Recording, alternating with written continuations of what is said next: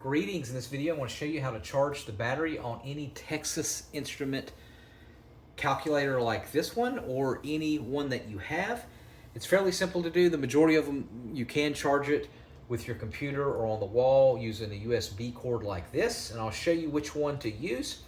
So if you have an older version calculator, we're talking about one of the older ones, you're not going to be able to charge it with a cord. They actually have batteries that's already in it.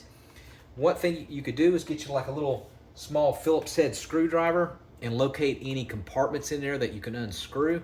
So on the very back, you can see that there's one here, and that will expose a little battery pack like this. This one, automatically you could tell you can charge it with a USB cord. Now it could have, if it's an older one, it could have AAA, and the only thing you have to do is just replace your AAA batteries.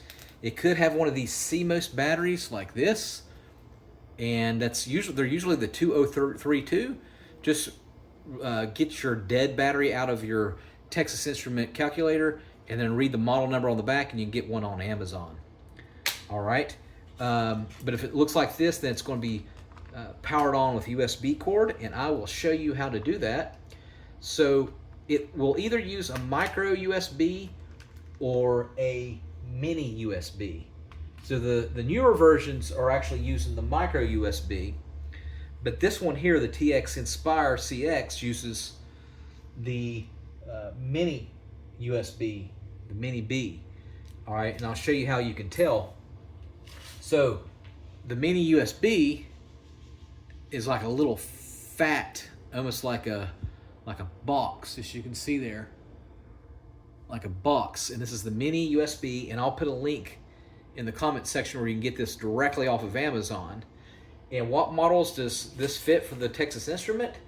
It will fit with the TI-84 Plus CE, the earlier versions, the TI-83 Premium CE, the older versions, and the TI-Nspire CX, and one like this, which is the TI-Nspire CX CAS. And you're able to tell that it has the little fat input like this. You can inspect your calculator and look around for an input. And as you can see there, there's an input there, and sure enough, it's like a fat looking input. And the only thing you have to do is plug it in. It's tight, and you can plug this into a computer or to the wall.